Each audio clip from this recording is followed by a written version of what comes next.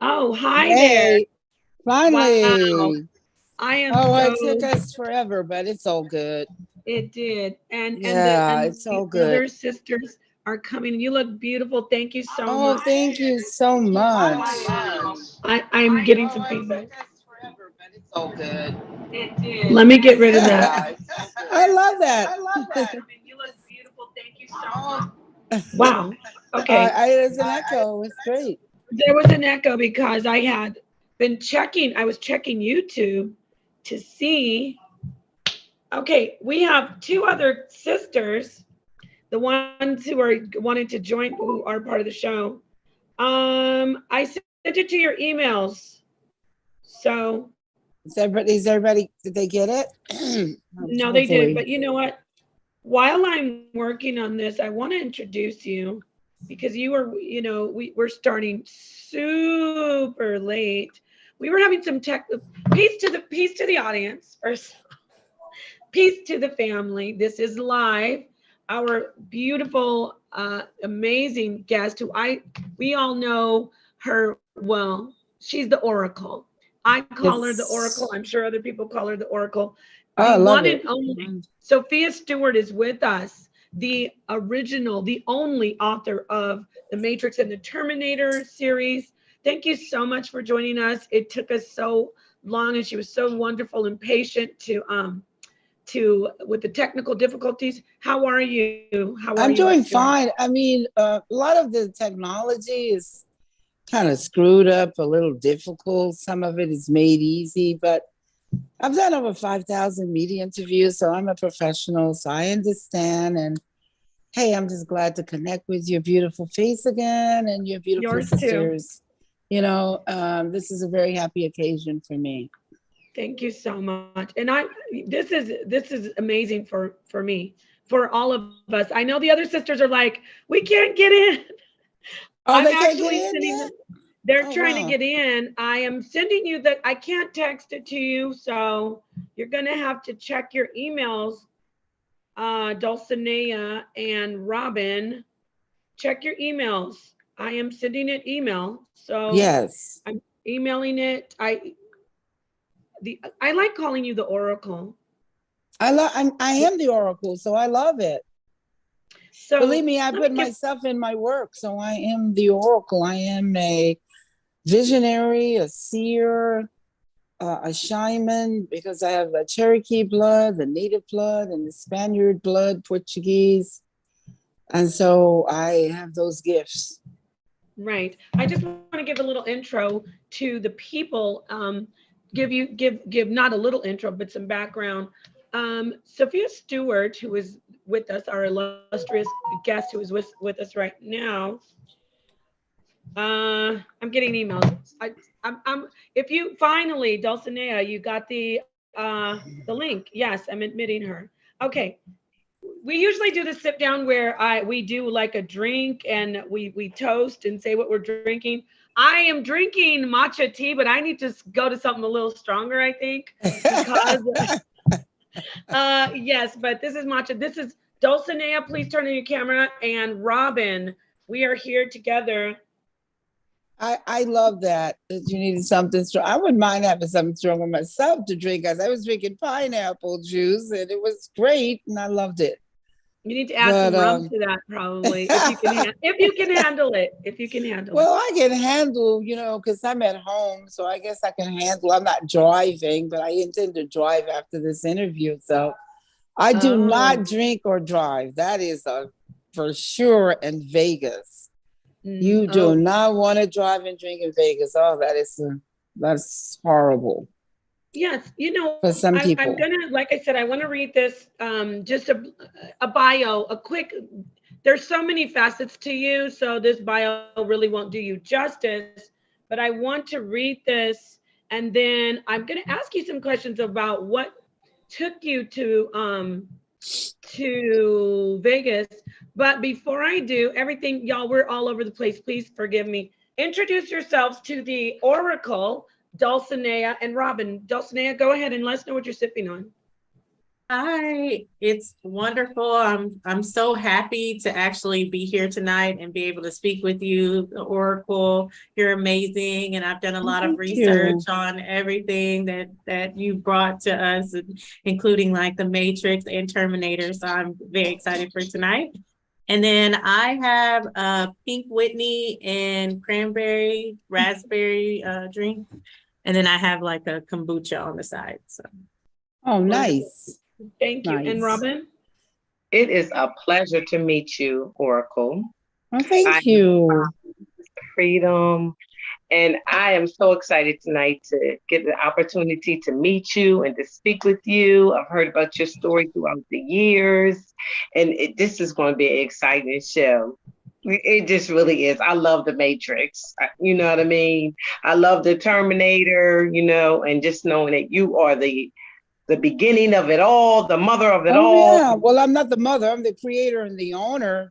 Like Steve Jobs is not the father of Apple or Bill Gates, the father of Microsoft, but we are the creator and the owners. That tagline, deals with music, like Diddy and all those guys, those rappers. I don't want to be associated with taglines. I am a author of several books concerning Matrix and Terminator, where it comes from, Okay. original work. Mm-hmm. So I'm the only creator and owner of it. And also a copyrighted script, copyrighted books, the continuation of the work, the whole nine. My work won 4 Oscars. That's my baby work. This work came out while I was at USC in the 80s. And of course, the Terminator was adapted into derivatives movies, and I own the copyrights to the movies. Terminator didn't come out till October the 26th, 1984. Matrix didn't come out till March the 31st, 1999. So these movies are nothing but derivatives. Like, we're the mothers and we're in the hospital and we have babies. The babies are derivatives of us. We are primary. They are secondary. Yeah. Right. Right. And Right. only we And I can did, give them birth certificates. yes. Okay. Let me read a little bit about Sophia. She gave us just that is just a minute portion of I didn't her get to say what I accomplishment. was drinking, but it's green tea. Okay, thank Oh, you. great. So I had pineapple juice, but it's all gone now. I know So I because we took have water. forever. What? I I'm said, sorry. pineapple juice is gone, so it's water now. Yeah. Oh, well, This water's is fine. great. Water's great. Yeah, Water's water great. is great. So, I'm in Sophia, Vegas, so you water is the actually, best. I'm Yeah, sorry, go I ahead. spoke over you. Go on. Sophia, you actually, what? You started out, you said this goes back to the 80s, correct? Yes, it does, Uh, because my copyrighted script and copyrighted book came out in the 80s, way right. before And the movies ever were born from it. now that was the Third Eye Matrix. And, I mentioned to you that I was going to read the your last book, but someone was like, you got to start. I don't know if it was when I spoke to your friend too, but I went and I started with your first book. Is the Third Eye Matrix your first book? That is the first copyrighted book, and with a script by the same name, The Third Eye, Matrix, and Terminator. Because what happened is, we're talking about the eye of God. That's the third eye, because we have two eyes, the people. And then the Matrix, we're talking about the woman's womb, where God's children come from. And we're talking about Terminator end time revelations, where the prophecy comes from concerning the second coming of the Christ, that the Christ child is going to be born of a woman. And the machines in the future hear the oracle's prophecy that the mother of that baby is going to be Sarah Connor. So they have to time travel to the past to kill her.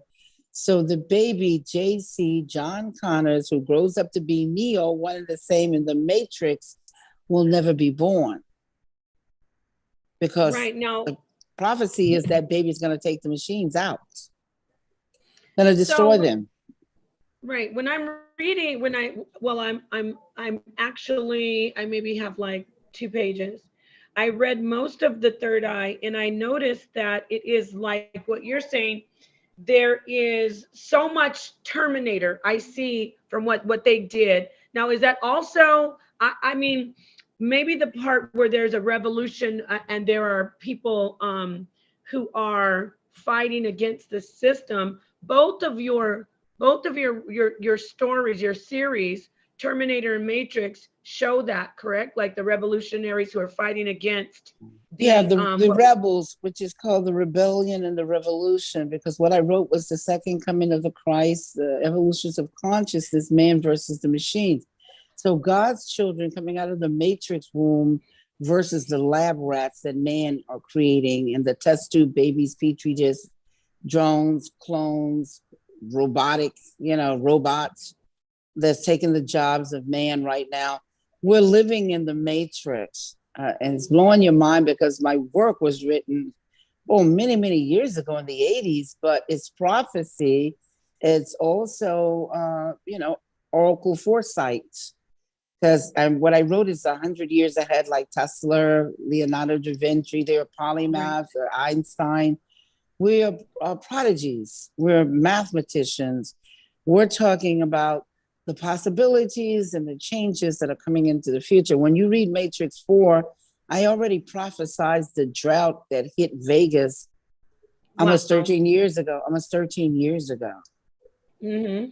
And it's coming back, actually, speaking about the drought, right? I see the lakes are drying up. It's not true, but I'm describing it in the book. Can you believe the Matrix 4, the fourth installment's been out almost 13 years, but next year? Wow, that's 4. I want to talk to you about what I was fresh in my mind, because I love your concept of the black moon. That was like boom for me. But I want to talk to you about the character. Everyone, please go and get all of the series. My mods are going to be placing all your information. Mods, go to that other stream, please, my loves. And grab in the description all the information on the Oracle, on Sophia Stewart, and place it in the chat, all her Cash App, where to get her books, her Zelle. So we're going to be cycling that in the chat as we go, Oracle. But I want to talk to you, just not to give a lot of the book away, but can you tell me the spiritual background on who, when you wrote Icon, is that how you say his name, Icon? Well, Icon becomes the one, and Neo is just an anagram for the one and the same, Neoone. And Icon means somebody iconic, right? Meaning it's somebody on a higher spiritual level, like the Christ is iconic. He's global, universal. See, everything goes all the way back up to ancient Kemet, or ancient Egyptian, or Eden, or the motherland. And all these Bibles and all these books are derivatives of that particular period. When you see ISIS, we're talking about Mother Matrix, Mary.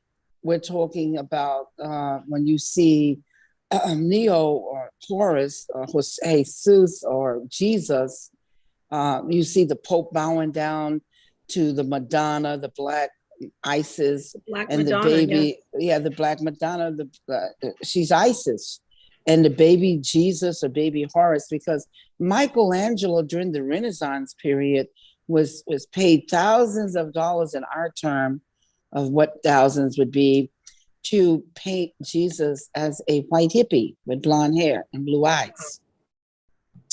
Because what they did was they bastardized everything. We had a White House, a Black House first, and they burnt it down and it became a White House. George Washington was the first white president. He was not the first president. They lie in history, but it's called technicalities because we had several Black presidents before Obama ever became the president. John Hanson, the Moor meant Black. He was the first president. And then we had Thomas Jefferson. They tried to paint him as white. No, he's Black. Andrew Jackson, Black. Eisenhower, Black. Lincoln, Black. Hardin, Black. And Coolidge, Black. Wow. So all we of had these Black Wall presidents. Street before White Wall Street. Yes, we did. We did. Can you talk to us about when you say Black, they were of African slave progeny? No. There's no such thing as Africa. Throw that out the window. Now, the word Africa is a white man's name. And let me explain that to people. Muhammad Ali, before he changed his name to Muhammad Ali, he had a white slave named Cassius Clay. Yes. Well, Cassius Clay, that he was named after, was a white slave owner. So when we go back to slavery time, I call it sex trafficking because there's no such thing as slavery, except for those indentured slaves that came out of Newgate prison that the King George let out, and he hoped they died before they got to America, but some of them made it here, fortunately. And this is where the history began of 1776, or the 4th of July, their freedom from England. Their cousins. But anyway, let's go on with this African terminology. There's no such thing as Africa. They were calling you, and it's a caste system. They were calling you a nigger, and then nigger went on to Negro, and then Negro went on to colored person, and colored person went on to Black, and then Black went on to Afro-American, calling you after your hair, Afro. And then Jesse Jackson they had Jesse to change the terminology to African American. Now, the people born over in the continent, the motherland, or Eden, a lot of them are Dutch, they're Jews, they're whites, they're Arabs, they're Syrians and Turks. They will not call themselves no Africans. Not even the people that are born in the continent. If they're born in Nigeria, they say, I'm Nigerian. I'm Ethiopian, I'm Somalian. They do not use this terminology. And I don't know why the people in America love to use these terminologies, because they're all negative connotations. And they put you in a class system of subservience. Even when you use the words madam and miss and these titles were created to create a caste system. So if you're calling somebody a queen or a king or a duke or duchess, a count, marquise, and a ms or madam, or miss, and all of these terminologies was to lure some people and to raise the vibrations of others. But God says that every man was us, that no man was below us and no man was above us, that we were all have equal choice, equal opportunities. We're not created equal, but we have equal opportunities. Wow. So Yes. we aren't correct. When you say we're not created equal, do you, okay, when they wrote the Constitution, and that was constitutional by man, when you go and read what Thomas Jefferson and Benjamin Franklin and a host of others wrote, that is man paraphrasing what they thought the Constitution entails, that we are all created equal. No, we're not all created equal, but we are created with equal opportunities. We don't have to be poor. We can be rich. One man is rich because the knowledge he has, and another man is poor because of a lack of knowledge. And God says, my people perish because of a lack of knowledge. So when somebody is talking about being created equal, meaning that you have created to have equal opportunities.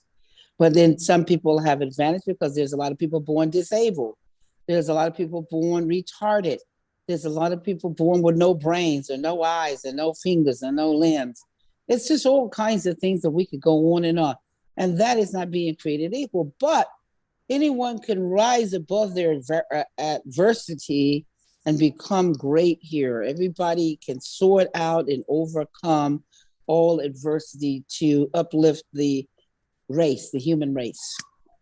Wow, thank you so much. That was very, very beautiful. I appreciate you sharing your wisdom. And I wanted to speak to the people also about your background in teaching. You are a teacher.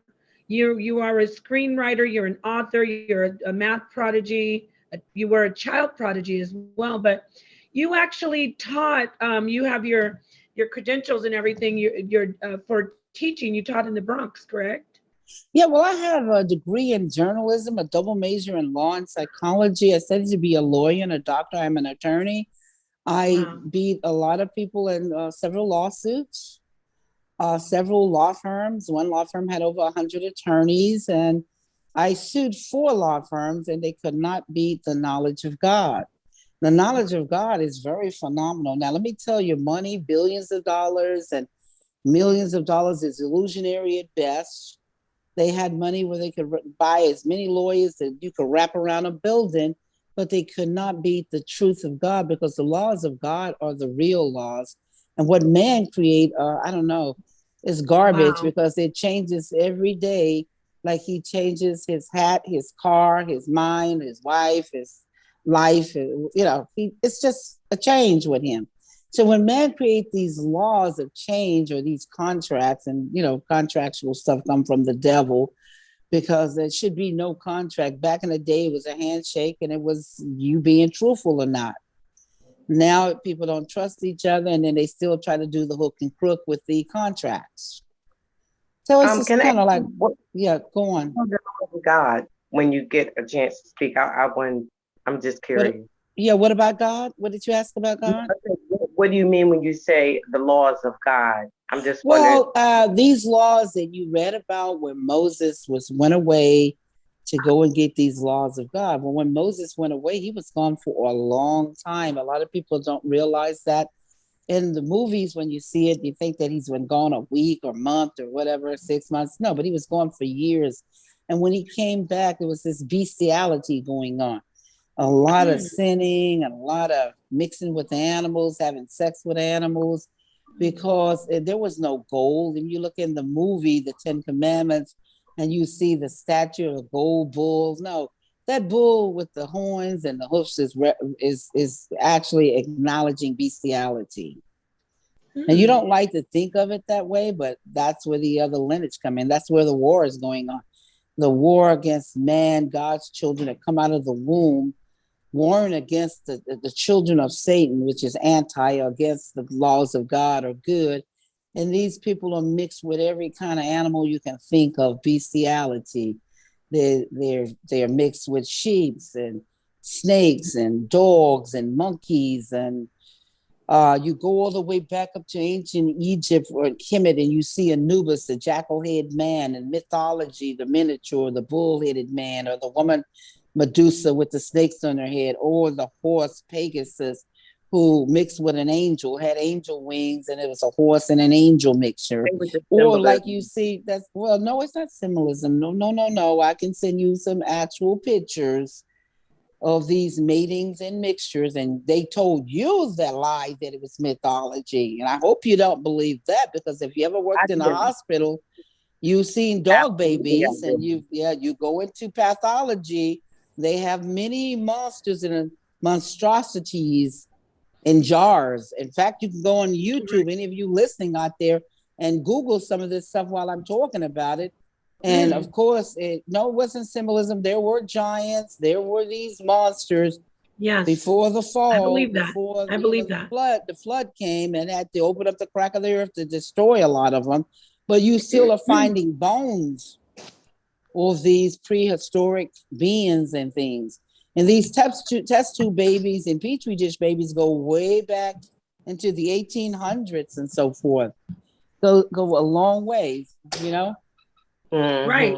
And that's in every holy writing, every ancient writing, you see that there's some type of half human, half beast. Even with the Kemetic, you look at on the walls of Kemet, they have the animal head and the human body. So I do, we have chimeras in history. So I believe that, when you wrote your books, let me start with, again, let me get back to. I wrote a copyrighted script and a copyrighted book that was adapted into those movies. They're derivatives, just like you go in a hospital and you have babies. The babies are derivatives of you. They're secondary. You're primary. You're the beginning. And these babies can be traced back to you because you're the source.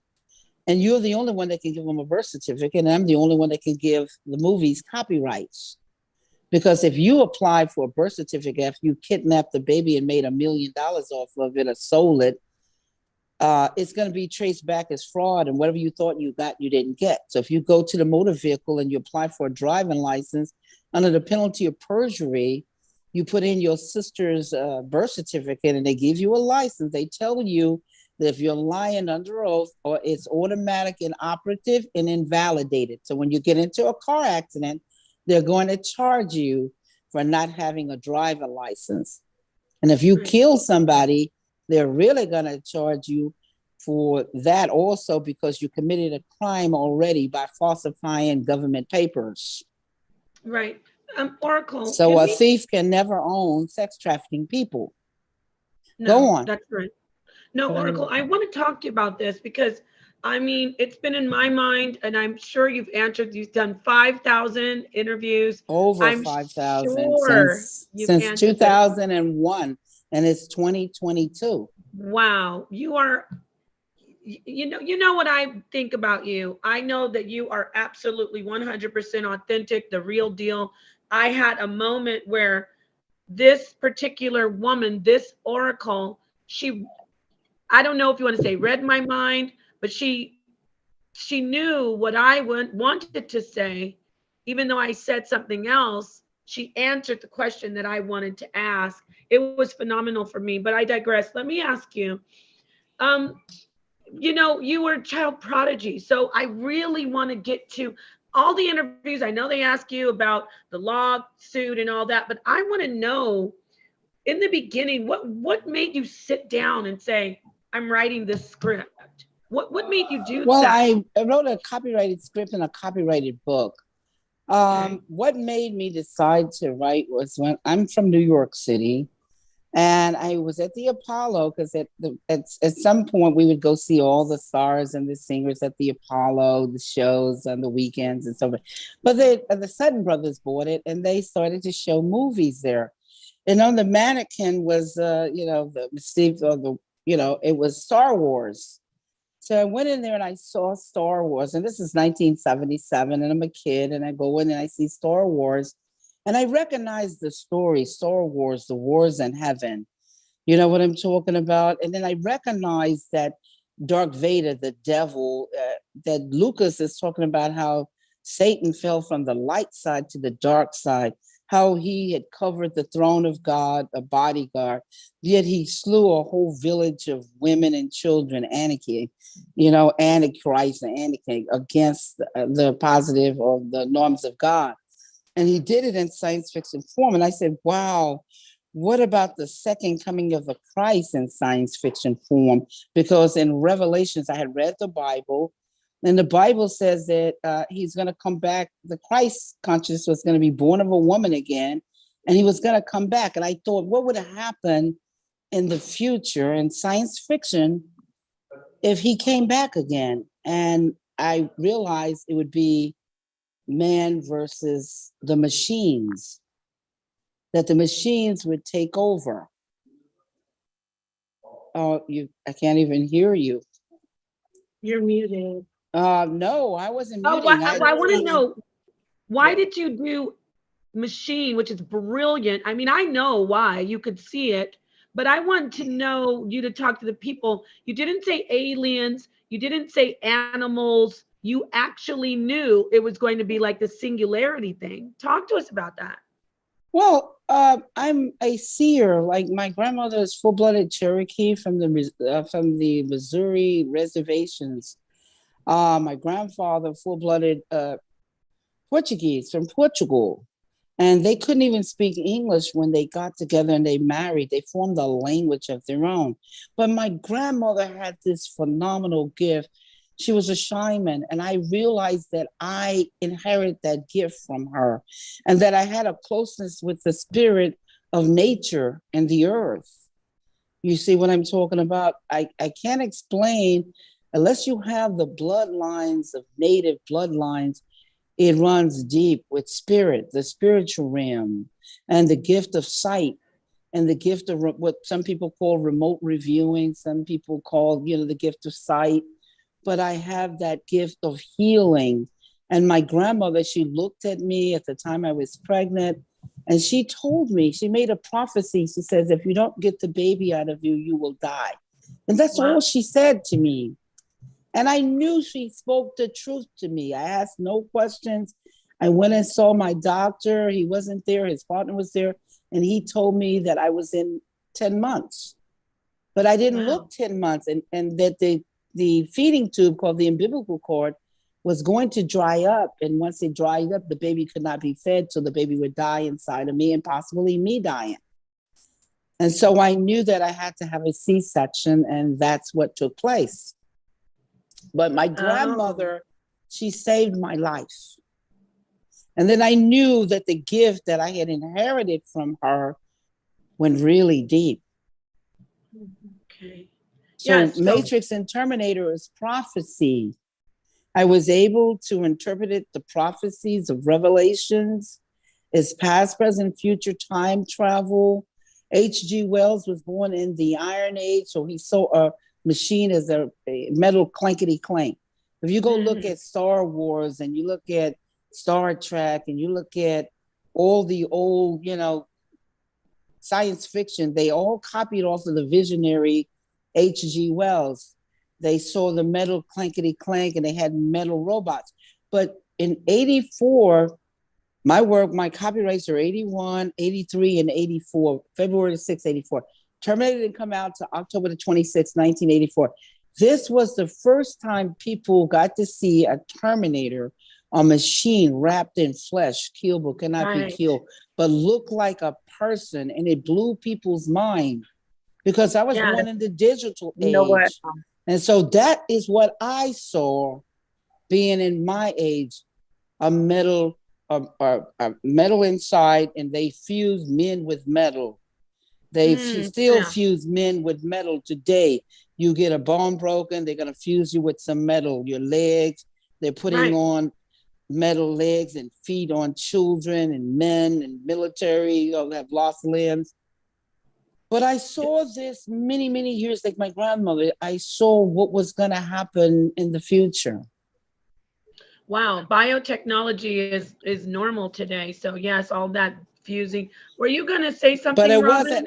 wasn't normal in 1981 and 83. No, that's 84. amazing. Yes, it was I not. actually had a question after Robin. No, go ahead, please. Oh, I wanted to ask you, with your second coming of Christ, before we got too far from it, you used the eye of Horus as far as the enlightenment to actually bring forth, that Christ or Messiah. And I wanted to ask you, do you feel like there is a connection between Kemet and Hebrew Israelism and all those religions as far as that we have that they're telling us are separate today? Well, I'm going to tell you something that's going to blow your mind, but I'm going to back it up. I'm not just going to speak on something. I'm going to show you better than I can tell you. A majority of religions was created by white men. So I hate to, bust your bubbles, but I can show you the I men. had the soundboard. Oh, yeah. And I can show you the guys, the Mormon religion, Joseph Smith, the Pentecostal, the Baptist Church, the Seventh-day Adventist, the Jehovah's Witness. We can go on and on and on and on. They were all created by white men. Now, you thought that a lot of them was created by Black people, but no, not at all. Now, the Black people adapted and started taking over, and a lot of people growing up assumed that it was a Black thing, so it must have came from a Black way, a Black source, but it did not. I don't see it that way. I see it exactly the way that you're saying it, because I see the people as the, like in the Terminator, and you have the machines that are programmed by men. That's how I see people every day walking. Exactly. That's how I see it. Program. So when you say that religions, this is another form of control. So we're being played as puppets, and we are just blinded by a facade. And so we're living in a matrix now. That's right. Exactly. Always, since we've been, our culture's been taken from us. Our way of life has been rearranged. We've been walking around living in a matrix. Exactly. And God gave me the gift of Matrix and Terminator to unplug the people that have been walking around in these programs. And it's so crazy because, like Cypher in the Matrix, there are people, you take the red pill, you see how deep the rabbit hole goes. You see how deep truth can get. And it can get really deep and disturbing. Or you take the blue pill, go to sleep, love the lie, and kill for the lie. Yeah. Some people like Cypher know he's not eating any steak, he's eating mush, but he's going to kill you about this lie. And there's been many people killed for trying to tell the truth about the lie. That's why I asked you when you said something about the word of God. And I'm like, I'm confused on what God is, me personally, today. Because I'm just saying, just to make sure that you understand how I'm saying it, because I don't want to mix it up with somebody's religious God. I'm talking about, I see us as God, but that's not my own. No, I understand where you're coming from. And I understand a lot of people have a lot of things and a lot of things going on here. Now, I'm only here to deliver a message. And I knew when I chose to deliver the message, what the job entailed and what I was supposed to do. Because every so often, people such as myself will come to the earth and they will advance civilization, meaning civilization will be here still in the dark ages until people come and elevate the consciousness and raise that consciousness so you can get out of the darkness into the light. Light all the time. That's right. Light is enlightening you and it's taking you out of these levels so you can reach higher levels, because if you stay in this same level, you're never going to elevate. No one is. No one is. So the Matrix and Terminator is work that has actually elevated the conscience of the whole world in such a phenomenal way that is astronomical. And it's needed. It is needed because it changed the way the world view themselves. It changed the way Hollywood was making money. It went in from the millions into the billions of dollars. It opened up the consciousness to expand for greater creativities, greater inventions, greater inventors, for other people to come and continue on with this elevation. The weird part was that some people like me, and probably the two, Sister Nepal, Sister Dulcinea, and other people I know, looked at it and their mind opened up to say, okay, this is telling me something. But then there's some people that just looked at it as a movie. They just looked at it as a movie and they didn't get anything out of it. Like, you really can't see, like you really are the Walking Dead. That's another movie that, you know what I'm saying, that should be mind opening, but they don't see it. It's just walking around. But you know why? You know why? Because some people want to be entertained. You hear what I said? Some people want to be entertained. They do not want to wake up. Like I told you, some of them rather take the blue pill, go to sleep, and just, let me tell you what they are distracted by. They are distracted because they may be involved in sex. They may have sexual addictions. They may have drug addictions. They may have alcohol addiction. They may have food addiction. They may have gambling addictions. They may have buying addiction. There's all these addictions. Or religion addiction. That's right. There's all of these addictions that are going on, and they don't care about the truth. They don't care about waking up. They only are involved in physical substance. The physical world and the spiritual world has no meaning to them. Right. They're like on an animal level, because that's what animals are involved in. A snake wants to eat. A dog wants to bite. Do you understand? A cat wants to cuddle. Do you see? These, it's all these things on an animal level that are going on, but we're not animals. And we need to get ourselves uninvolved with animals because we are not animals. I repeat. And I keep telling people, you do not need to take care of these animals. They were here before you came and they could take care of themselves. But now at some point, they get a hospital, they get vets, doctors, special food, package, all of this stuff. And it's kind of weird. Don't forget rights. Oracle, they get rights. Yeah, because if you kill one, you're going to jail. That's true. Look at No, what happened this to is Michael Vick. Michael Vick. Yeah, wow. He Michael went to Vick prison is for he that. went to prison. Is a prime example. Back in the day, you could kill all the dogs in the world. Nobody would even, care. And then you go and you Google right now. I'm from New York City, and they had this big Chinese restaurant in New York, and all the rich people's dogs was missing, and they were eating their dogs over at the Chinese restaurant. Oh my Right. goodness. But let me ask you, You do you can think that Google there's it. a No, you connection? can Google it. You can I Google know, it. I know, I I didn't heard make that. it up. I I didn't know you make it didn't. up. No, it's a delicacy. It's a delicacy. But do you think that Well, animals? especially in Korea, especially bulgogi. Oh yes, Yeah, Korea. yeah. So do you think that somehow in this whole, not do you think, scratch that. Can you let us know how we are as far as all earthlings together? I know that obviously we are above the animal kingdom, but is there any type of psychic connection at all? Because you know how they have dog whisperers, and I know Oh, I'm I sorry mean, I about know there that. are connections. Talk to me about that, or us about that. About what kind of dog? What kind of connection? No, What no, now? about, I mean, we know that they're not on the level that we are as humans, but is there any type of psychic connection, any telepathy that we are connected with the animal kingdom at all? Well, Or the no? the animal kingdom was created for purpose, because everything here has a purpose and a connection. For all of us to be one. You see what I'm talking about? But they had Yeah. their own. They had their own dog. They had their own dog houses. They were not supposed to be eating out of your food and kissing you and having sex with Right. you and Oh, eating no. your food and licking on you. They have Ew. diseases that we don't get, and we got diseases that they don't get.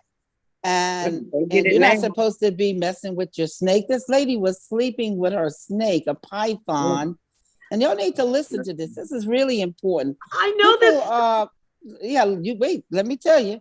No, because you are reading my mind again. I know you're going to tell this story that I know.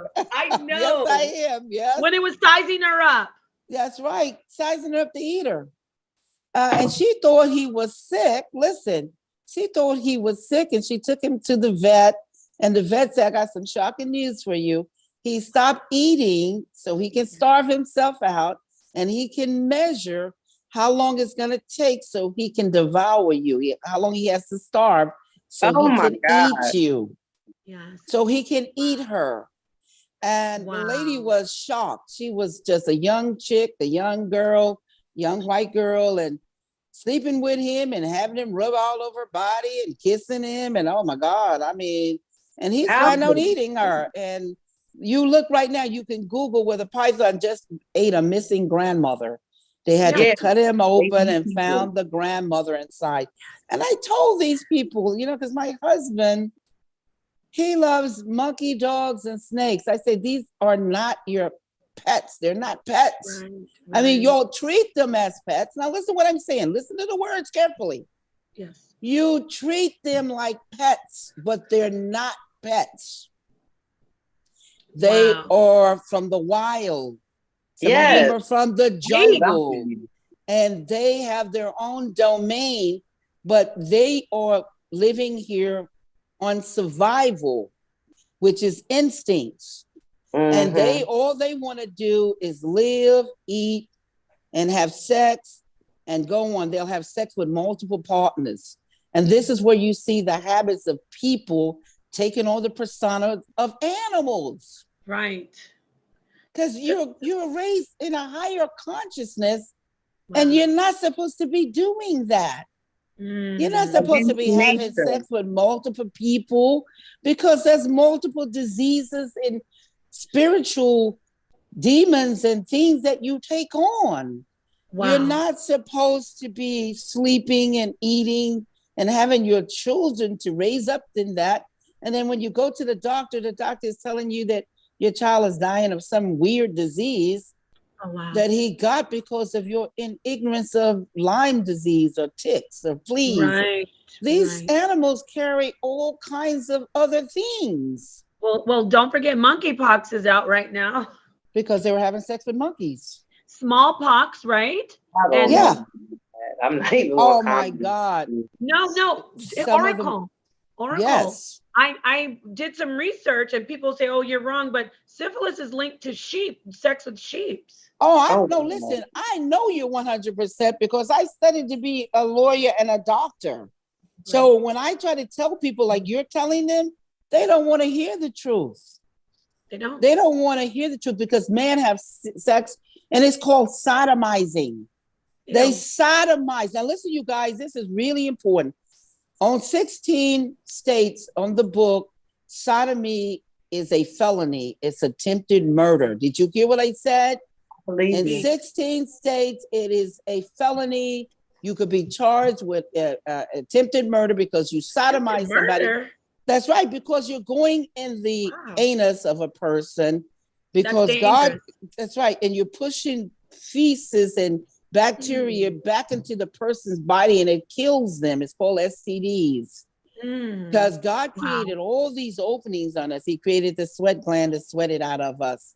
He created the tears to cry it out, the nose to blow it out of, the mouth to spit and gawk it out of, the ears to drip it out of. Do you understand? Yes. The anus, the penis and the vagina to secrete and urinate it out of. And the anus we use to defecate, to bring old feces out of our body to keep our temple holy, healthy, and clean. Yes. Can you talk to us about the spiritual? You're not supposed to be sucking the stuff out of somebody's ear, or sucking the secretion out of somebody's body, or sucking on other organs and all of this stuff. It's not. Wait a minute. You're taking what you're taking on. You're taking on. They need to hear the truth. They need to hear what the doctors. I want you to flow. But I want to throw in something and I want to ask go you. on.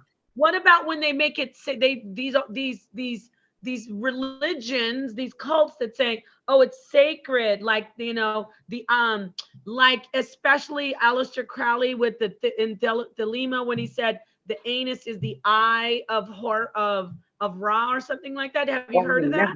Yeah, because Amun Ra was the left eye.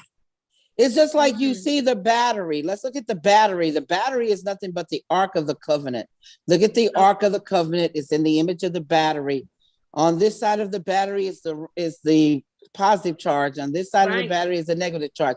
You touch the battery the wrong way, you die. That's what the Ark of the Covenant was about. Yeah. And the only thing missing from the battery is the angels, Lucifer and Michael, that was on top of the Ark. But look at the Ark. It's nothing but the battery. Nothing but the battery. I'm here to teach.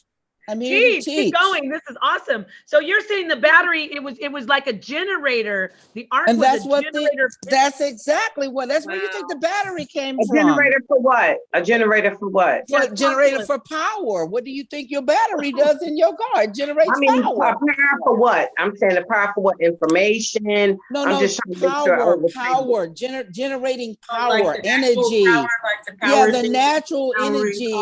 Where it elevates your car to move, where your car is driving. Wow. And if you see a regular battery. Yeah, well, that's what I'm talking about. The battery. Look at the battery. It's square. Talking about to do something for us internally, mentally. Sweetie, when you said it, a literal battery. A literal battery. I can see that. I'm talking about the battery. Listen to me, the car battery. It is in the image of the Ark of the Covenant, missing the angels. Look at the Ark. Pull it up right now. Look at the Ark of the Covenant. It's square, and you can see it in the movie that Steven Spielberg and George Lucas had. Remember the movie where Hitler was looking for all these the Raiders of the Lost Ark. They're carrying it. They're carrying it with sticks because you cannot touch it. You touch it a certain way, you die. The Levite tribes had the secret of it, and so they protected it, and they were the ones that were given charge of it. But if you pull it up now, look at the Ark. It is the battery. Yes, it is the battery. It generated power. That you could die. In the scriptures, I think Uriah or someone touched it, and he died. He was instantly dead.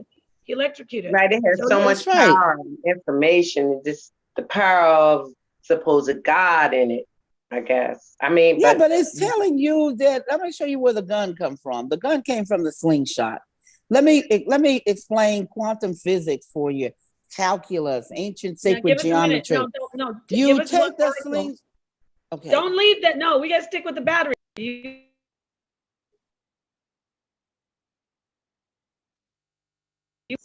Okay, you just saw the arc. There's the battery. Take the angels off, and there's the battery. Let me go back because you guys couldn't hear me. Yeah, but you're show it cooking to with them. this. Show it to them.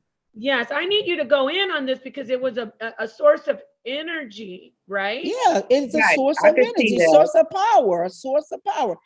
Let them see that. Now, you guys look very carefully at the arc right there.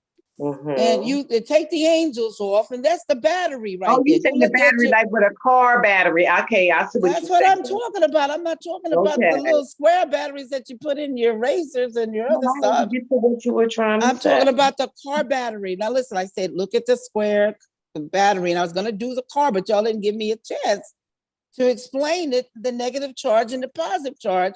If you have it in your car, it is a source of power. Your car goes with this Ark of the Covenant right there, because it's an ark. And it's the battery, but they won't tell you it's the battery, but I'm telling you that's where it comes from. Wow. And who that is the power source. Do you want me to get the scripture? Keep going, because I'm going to get the scripture to back up what you're saying. When it was touched the wrong way, the man instantly died. But keep going. Well, that's what happens when you touch the car battery in the wrong way. That's you what will instantly die. Too. Yeah, you'll get electrocuted. Yeah. You will die. Look, if you hook it up, you make the wrong choices. That's right. If you hook it up wrong in your car is gonna burn down. Yeah, your car is gonna blow up, or it's gonna burn down. It's not gonna be driving. Because it's a power source. It is a power source, and it was the Ark of the Covenant. And they didn't tell you this until I told you to wake you up, because they're not going to tell you this stuff. When I get through telling y'all about certain things in the Bible, you're going to say, oh my God, they never told us that, because you sleep. But I'm going to wake you up out of your consciousness where you can operate. You see, there's such a thing as called being conscious, mean aware, or consciousness, where you elevate in knowledge. Consciousness is when you elevate in knowledge. Conscious is when you wake up and you start to see, wow, I never saw that before, but it's been staring me right in the face. No one ever explained that to me the way this lady is talking. You see what I'm talking about? The light bulb just came on. Yeah. Now, what else can I associate or disassociate? Let me just get this for you really quickly. I want to show in this scripture, it was 2 Samuel chapter 6. I'm just going to quickly screen share this to show everyone what she actually is speaking of is on point, because he was killed. And let me just screen share. Okay. Yes, show them, because they need to research and see this. Wonderful. Okay, so can't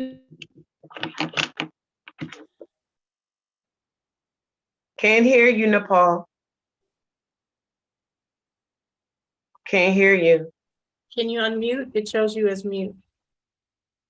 Well, she's muted because there's something probably going on. When I share it, Dulcinea, can you read it? I'm just going to share it, okay?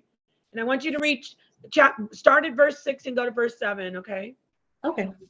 So just a quick share in this. This is deep. This is awesome. Thank you. Oh, very deep, very deep.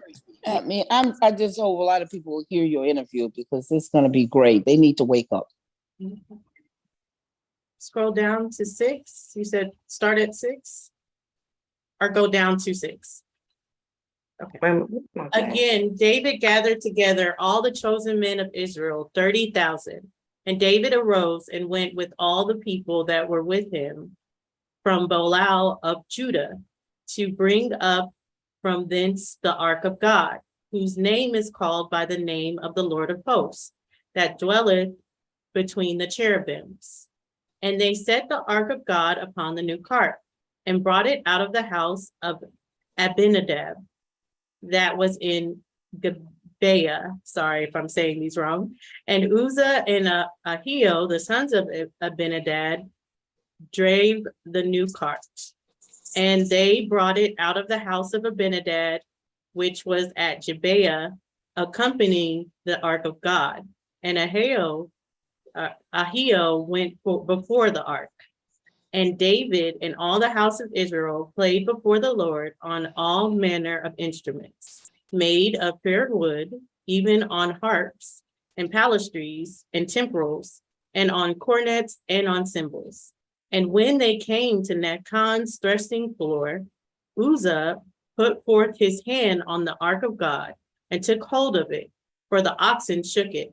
And the anger of God was kindled against Uzzah, and God smote him there for his error. And there he died by the ark of God.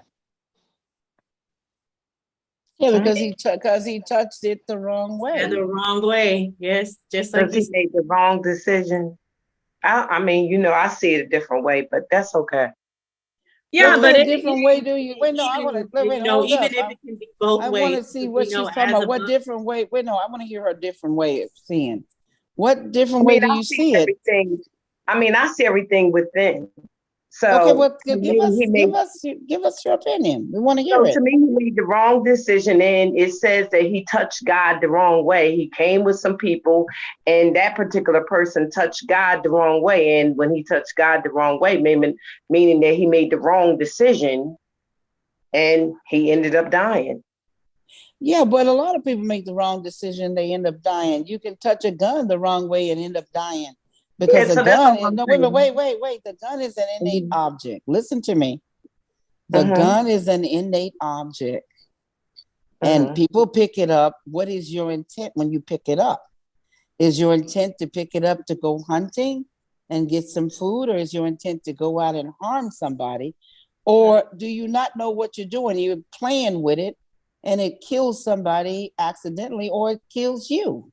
Okay. Because the gun is innate. Innate means that the Ark of the Covenant, the battery, they're all objects. They don't judge you. They don't touch you. They don't entice you. They don't influence you. What is your intent when you touch them? What do you plan on doing when you touch it? Because that is what they judge when in a court of law, when you touch a gun. What was your intent when you touched it? Because you are the one that is making the move, not the Ark of the Covenant, not the battery, not the gun. You are making the move. You are applying the energy. The object has no energy. All living things have vibration and energy. All living things. But innate things have no energy, no power. They're nothing but tools. And when we touch them and we bring in that energy, that power, this is when things come into play. This is when the forces come from the universe and then come into play the moment we touch those objects. The moment we make the decision to. That's right. When we get in a car. Right. That's right. When we get in you're judged by your intentions, because your intention is the first thing. It's the choice that you make. Rather, you're going to make it negative and you're going to suffer the consequences from the negative, or you're going to make it positive and you're going to suffer the consequences. Well, you ain't going to suffer positive. You're going to be accommodated by the positive, but you're going to suffer the consequences of the negative. But you're going to be accommodated. When I say suffer, I don't mean negative. No, I'm correcting you because people are listening. It has to be corrected, so they won't say the wrong things, copying off of you, because people mimic and copy. And I'm a teacher, so I'm teaching that when you do something positive, you reap from positiveness. Okay. But when something that you're doing negative, you're going to suffer the consequences of negativity. Okay. You're going to suffer behind negative, but you're going to reap from something positive. And and so people need to know that. So when you make any move here, no matter what you're doing, whether you get in a car, whether you pick up a gun, whether you go pick up a date, or some man come, a woman, and you don't know who they are, and you get in the car with them. You don't know what the positive or negative thing is going to come at you. You don't know if you're going to suffer or you're going to get a nice ride to the store and somebody's going to help you. You see what I'm talking about? You're going to reap from it, or you're going to get reprisals from it. You see what I'm talking about? Something negative or something good is going to happen. Right. From your choices, from your choice. Right. And I appreciate this teaching because, I mean, we were talking about the actual energy that came from the Ark of the Covenant. And I love how you connected it. You opened it to another level and said, well, that's a battery. Because people look at it and they think, oh, that was this thing that when they read it, they think, oh, God was living in there and God killed Uzzah. But when you take it to another, like that negative. Go ahead. Yeah, go ahead. No, go ahead. I'm saying when you take it to another level, they can see it clearly. Okay, there was actually energy generating from that. I'm talking literal now. I'm not talking symbolic. Yeah, it was actually energy generating from that source. The Ark of the Covenant is the source. It says in the scripture that it was with the cherubs. The cherubim angels were the giant angels like Michael and Lucifer. They covered the throne of God. They called the Ark of the Covenant the throne of God. Their giant wingspan touched. That's what you just saw them. That was them like this upon the Ark of the Covenant, covering the throne. And what I told you about Lucas when he said Lucifer, Darth Vader, the devil, Leah and Leah is the devil's children. It shows how he fell from the light side to the dark side. You know what I'm talking about? He began to change the energy upon the earth where he was exiled. Do you see? And it became his domain.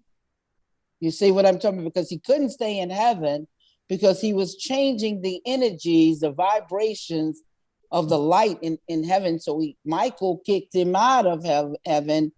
And where did he go? Right to the earth. As above, so is below. This is where the Masonic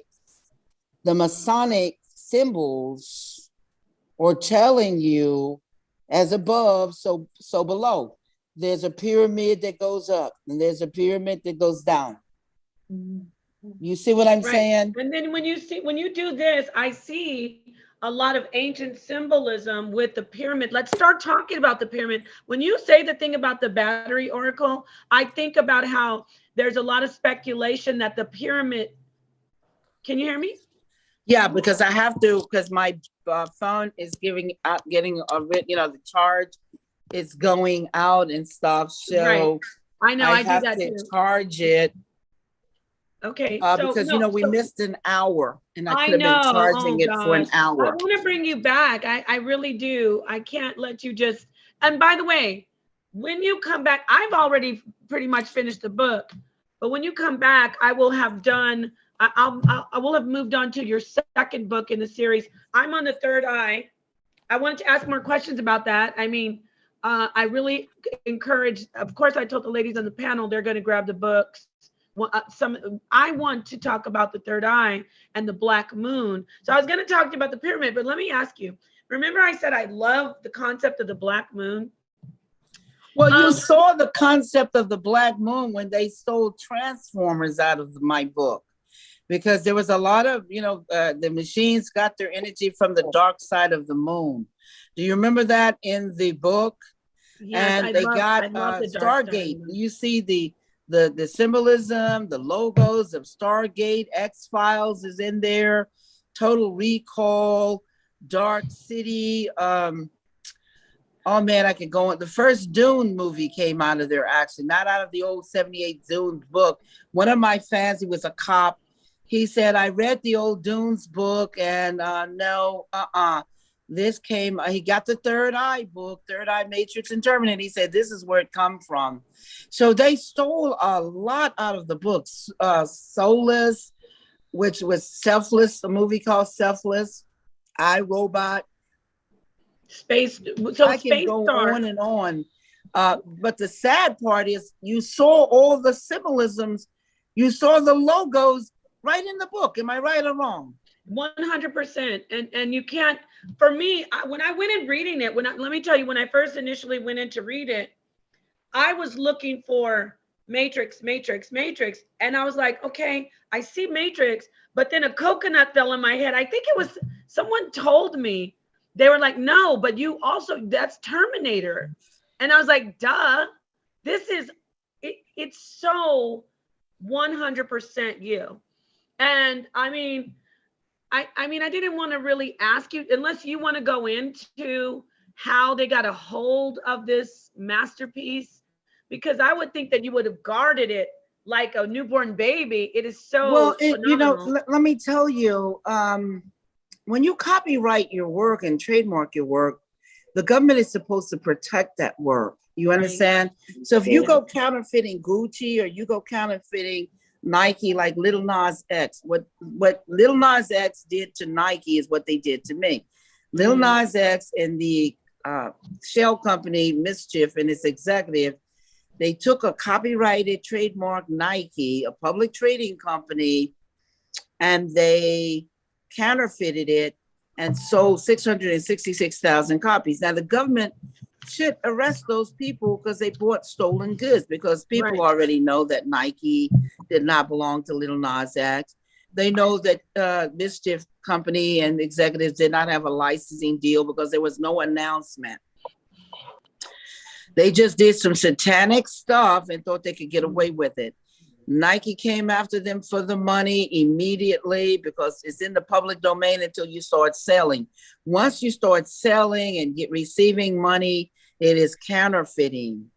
You see what I'm talking about? You have committed a criminal act, and you know you intentionally committed the criminal act because you know that Nike doesn't belong to you.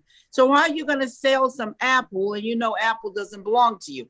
How are you going to sell some Samsung and you know it doesn't belong to you, or some Versace?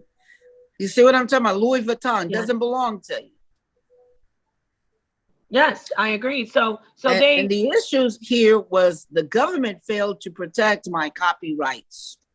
That is the real issues. And if they fail to protect Nike's copyrights and trademark, because it's 2 court cases. I told you I'm an attorney. I deal in RICO law, criminal law. The civil law is when people steal your money. That's what you go to court for. You don't go to court to get your rights back or get your property back. You already got your property. It's in your name. The deed is in your house, in your name of the house. You got the title to the car. You have the ownership to Samsung. You have, you know what I'm saying, the receipt to the television. So you already know who owns it. When you go to court, you're going for damages, money damages, pain and suffering, relief. Yes. Because if somebody steals your DeLorean, you don't need to get your DeLorean back. It's in your name. Right. But they made $1 million off your DeLorean, so they owe you the $1 million in profit. So I tell people, you go into court for damages. You're not going to court for ownership. They already know. The judge know who owns it. You do too, and the lawyers before you get there. Because when you can win a default judgment when people are lying because they won't come into court. They've already committed a criminal act. They walk into the courts. The FBI, the bailiffs and the FBI, DOs, they're waiting to arrest you. Yes. You get on the witness stand, you commit perjury, they're waiting to arrest you. Wow. So this went to federal court, right? Yes, this is why I went to federal courts, because the FBI validated the theft and the U.S. Attorney's Office failed to prosecute. They got bought out. They got bought out because the FBI validates, they're like the police. Police is blue collar. FBI is white collar. CIA is when you cross over and commit crimes across the ocean. Interpol. Okay? So we have all these degrees of cops here, and DEA, you know, for drugs and alcohol, of firearms, you know what I'm talking about, SWAT for different kind of activities. We have all these different kinds of policing and law enforcement. So now, why didn't the government protect a public owned company like Nike? Because you guys can own stock in Nike right now. and the government failed to protect you because you're getting dividends. You own stock in Nike, but the government is not protecting your copyrights and your trademark because you are one of the owners of Nike. So you ask yourself, how is the government letting them walk? Because there's two cases here: a civil case to get the profits, the money, and a criminal case because your copyrights and trademarks have not been protected by the federal government that you pay and buy. You pay the government for those copyrights and trademarks. And they tell you under the penalty of perjury, if somebody applies for that and they lie under oath, they're going to get you under the penalty of perjury as a witness against yourself. And if you put in any documents that are fraudulent,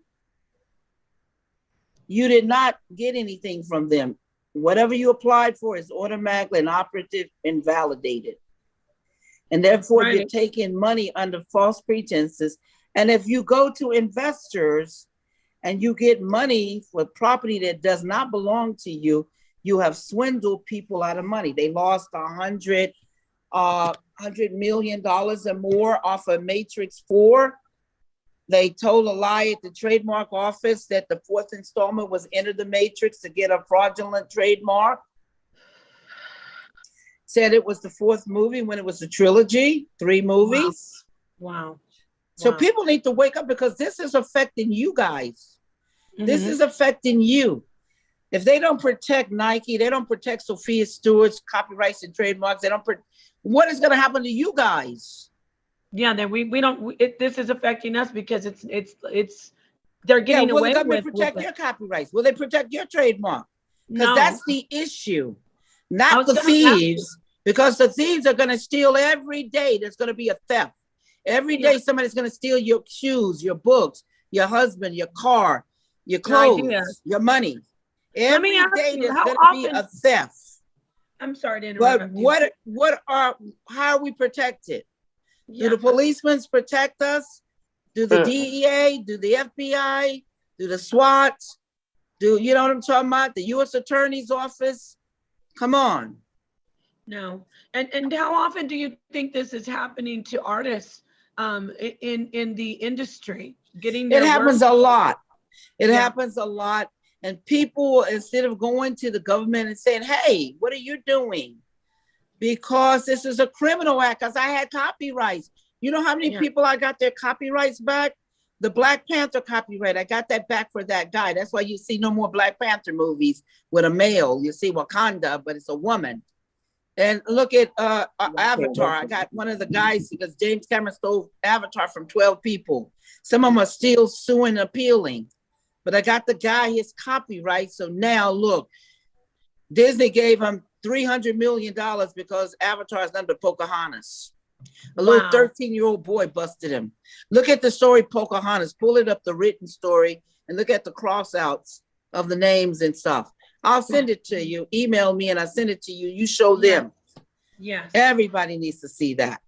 Wow. Theft is simple. It's not complicated. To stay in court or anything from this point, and were you going to go ahead and move forward and make your own, more babies from your creation, as far as your own movies, your own films, your own shows, and take it back?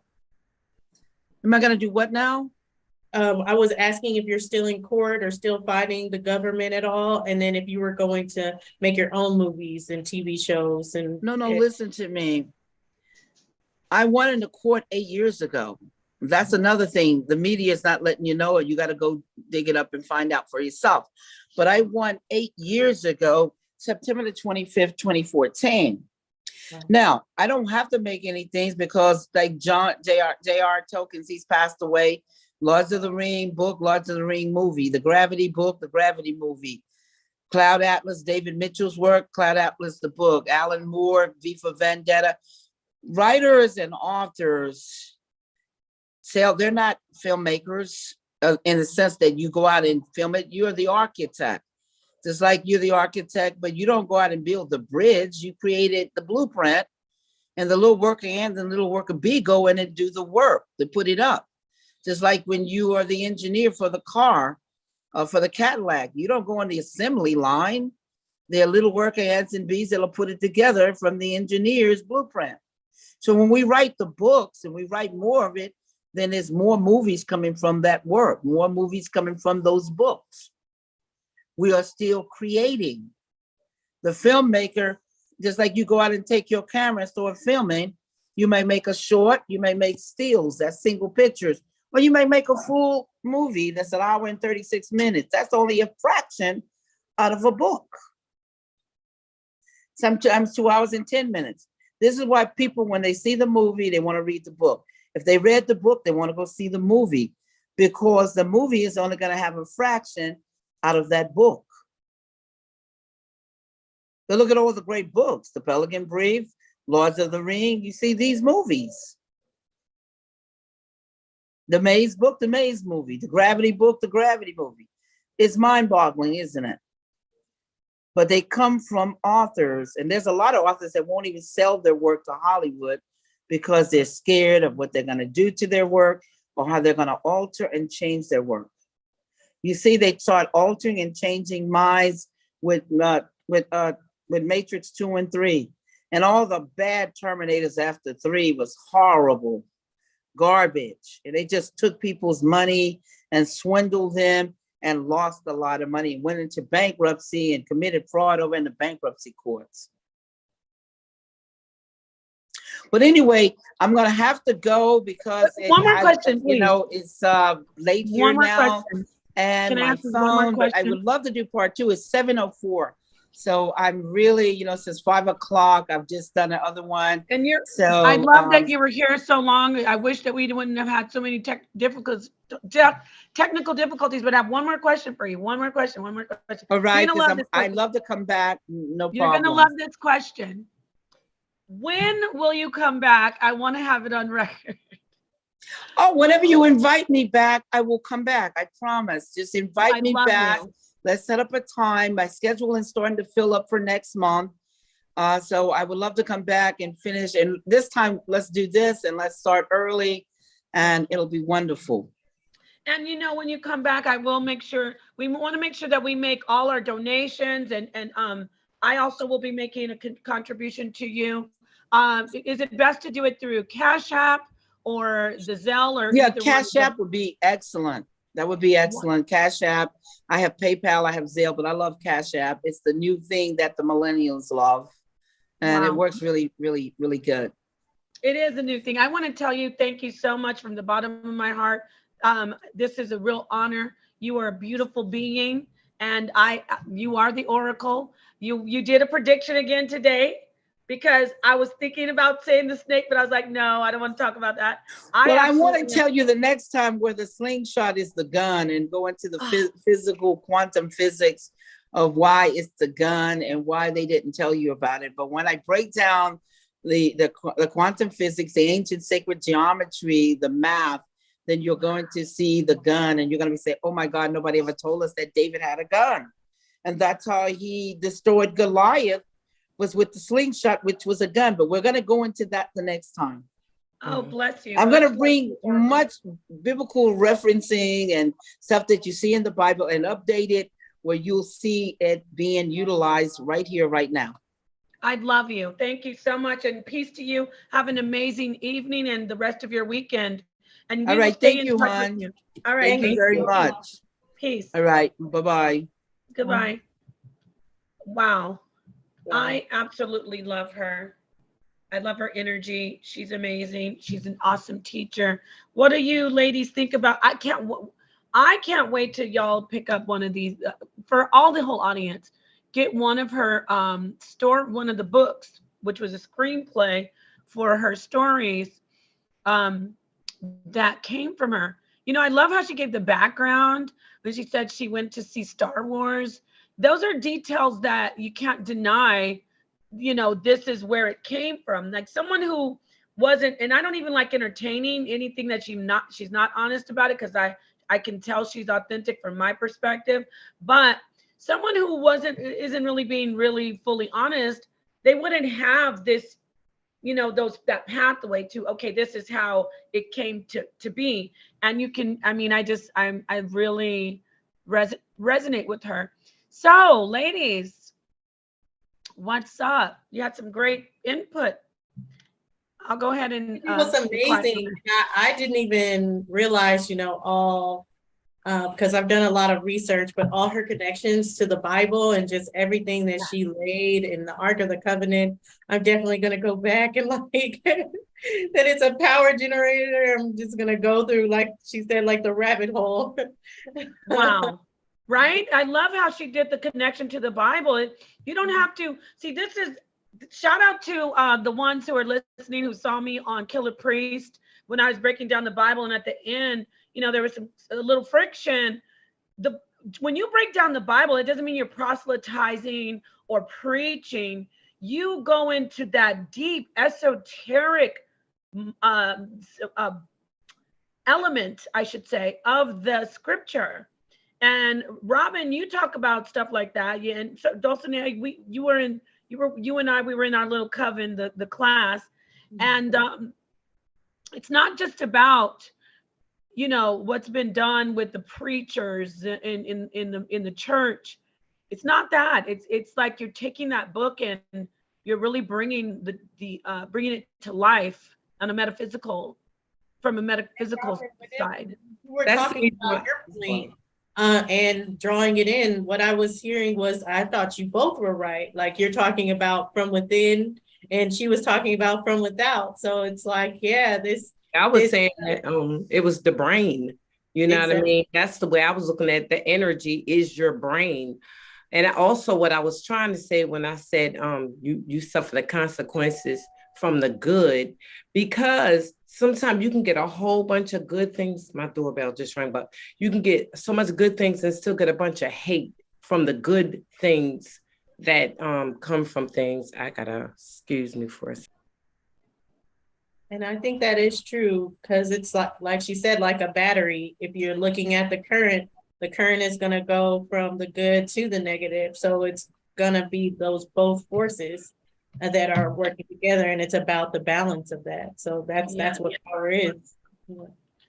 I know, right? We could go deep with that. Oh wow, I feel bad that I cut her wisdom on the I want to find out about that slingshot. So family, I'm like, what? Right? Let's talk about when we should bring her back. I would love to bring her back. She's always booked. She had 2 interviews today. Oh my God, we started so late, but she still hung in there. Family, thank you for joining. Let's see here, who's in the chat? I see you all. I love you. Oh, I had like so many mods. I must have gotten rid of 24 mods, and that doesn't mean if you go and see you're not a mod anymore, don't take it personally like I don't love you.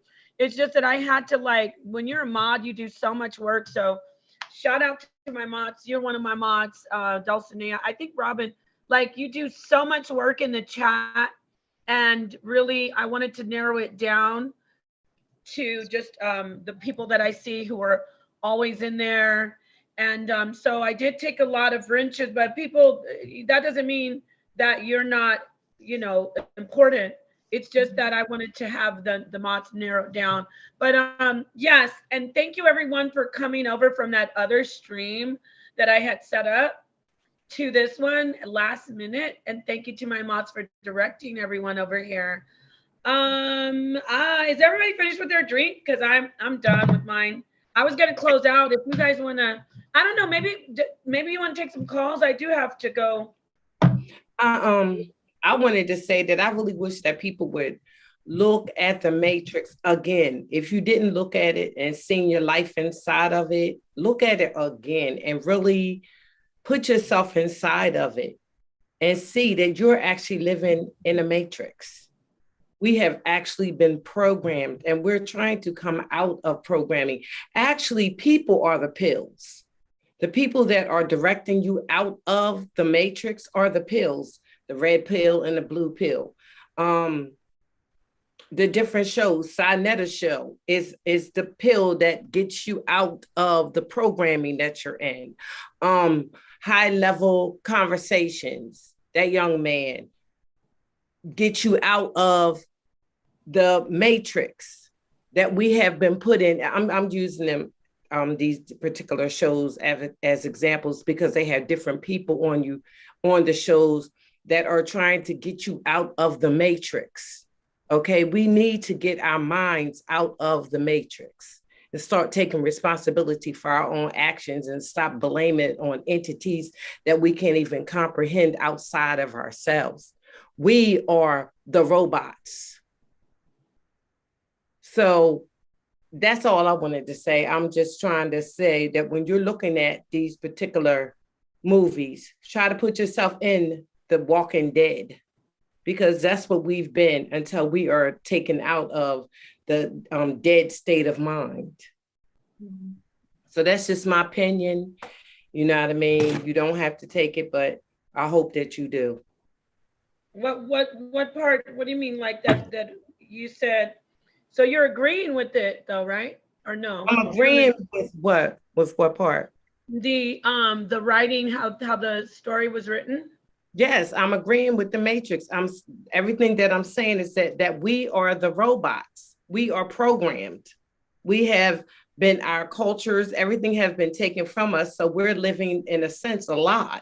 We're living a story. We're calling ourselves and naming ourselves the different characters in different books and this, that, and another. We are not taking responsibility for our actions.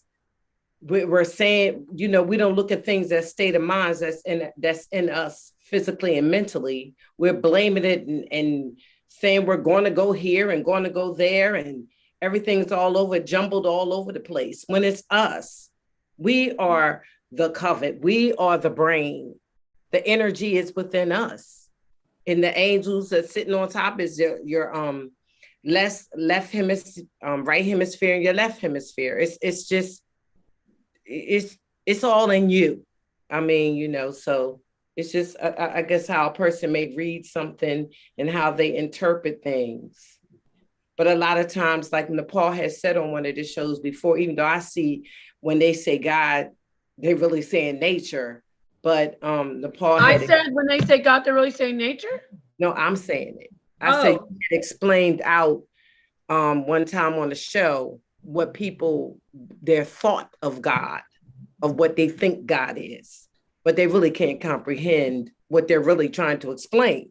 It just, so that's why I always ask a person, somebody that had the ability of writing something like The Matrix or The Third Eye, what is the third eye?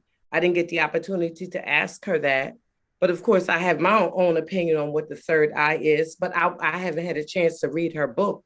But I wanted her to explain what the third eye is when it comes to our brain. What does it mean for us inside, mentally? You know what I mean? Is it now that you can see through the madness, you can see the third eye now, you are now at the level of God. You can see through the madness. But she may have a different definition for what she may see that it is. It is. You know what I mean? We all have our own concept of that's what I'm saying. Eye of Horus as far as for it. So I think it's something we definitely should read, all get together and read the books, so we can have I'm almost done with the first book. So I love the book. I love even more than the movie. I mean, let me say this too. The book, the screenplays are like a strand of hair from the crown of her head. Mm-hmm. It's like there's a well and you go and dip and you just take a bucket of water from a very active flowing well that's been tapped into. So I love what you just said. Yeah. So I like that little proverb you just gave. You see, and she is there's so much to get from her that I know what that's like. When there's so much going, you just got to reach in and grab something, and I got something. Okay, but then you see how she was going to go into the thing about the gun, and I was like, no, I need more. I still want to get some of this battery stuff. You know what it reminds me of? And I know I say bust the piñata, but when you're at a party and your kid and the candy's falling, you don't know where to get, you want to get it all. You know what I mean? And you're grabbing all, where to start. You're just like, oh, just you don't know where to start, yeah. you know? So I'm gonna I ask would have, you, Book club. do any of have either one of y'all ever thought that you were or felt like you were born with the gift of sight? My hands up first. oh yeah. I mean, I didn't think it. I know it Me already. I too. mean, Feel but like a lot of people tap into that. I believe we all have that ability, but when we continue to put blocks and separations from our connection to the unfathomable source, then we lose the sight. Like I was taught again when I was on the show on Killer Priest. Shout out to Killer Priest. Shout out to the HOK Sonetter Studios. yes. GOAT Sonetter. Everybody knows that that's my home. But I was so blessed to go over there. And I'm gonna hand that back over to you, Robin. I was over there. It felt great. And I was saying to a beautiful sister, she's knowledgeable in astrology. I was like, don't think that I'm just in the book. You know, Right. y'all know me, but they don't know me over there. Don't think that I'm just about the book. We are connected to the source, and then whatever we put in our path between us and the source, whatever we put in our path, it has to be like to help us. It has to be a vehicle to help get us to the source still, like, you know what I mean? It can't block the source. And so many times we look to books to lead us to the source. We look to books, holy writing. We look to studying charts and outside things, the metaphysical, and that blocks our path to the source. So we got to make sure that we know we don't have anything besides the source. You know what I mean? We lose focus. Like, I'm using this book, but I'm putting myself into this book. I'm looking at the cosmos and making charts. I'm putting myself into the charts. Forget about the connection with the unfathomable God. I'm too busy in this book. I'm too busy on this, studying this. So when you said, do you ever think you have a gift? Every earthling has a gift, but what happens is we start getting programs that draw us away or block us from that source. So now handing it back over to you, you said you do have that opening, and right. I believe Seeing things before they happen, or prophesizing things, or and I just wanted to also make sure that I say that you mothers, and definitely you, Nepal, with paying attention to a lot of things that you do online, or one of the opening pills. You know what I mean? If you understand what I'm saying, blue pill, red pill. You know, like the Matrix, still in the Matrix. I like that. I'm keeping it there because I want people to know. So that's what our subject is tonight. Yes. And just know that you are in the Matrix. And what we are attempting. And I'm one of the red pills. You're one of the pills that is opening the mind, so you can Thank see. you. I love You're you. the red Wow. pill. That is what I'm I trying was to I was say. a blue pill for a minute with this Oh, no. makeup and all this And hair. I will say, I watched the actual Killer Priest, and everyone needs to go watch that interview. It was really good. It was amazing. Dulcinea, did you see guys the were end? on point. Yeah, I saw it. Dulcinea, they don't know me, right, sis? Now they do. They What I was trying to say is our main objective is to try to get you to the pill that opens you up so you can clearly see things. Because as long as you stay on the other side, you'll be blinded by a facade. You know what I mean? I listened to a young lady tonight on YouTube, and everything she said was discombobulated to me. Wow. Damn. Yes. And she was a young girl that was in an organization, and everything she was she was against the fact that the women in the organization were focused on the women in the Bible. And I could not understand why, if it was a female organization and they're focused on the women in the Bible, why are you worried about them talking about Moses and Jesus? I just didn't understand that. And she said that God told her, because they didn't mention those, the male ones, that she was in the wrong place. Are you serious? This is a female, a strong female organization, and they're focusing on the females in the Bible. Oh, you're talking about Eastern Stars? Shout out to Eastern Stars. I'm shouting out to the Eastern Stars. I'm shouting out to anybody who is focusing on what is right. And you know, that's what Sophia was talking about tonight, really, when we're talking about that religion, because what that brought up to me is just that misogyny that's in place with us. And you're hearing women of the Bible and you're just like, well, what about the men? We need to talk about the men or address the men as well. And what's happening is it's just because that's that other, the closed of your third eye being like, okay, I've been taught that this is more important. The men are so more important. So them focusing on the women is doing something to me. It's like ruffling my because I'm not used to it.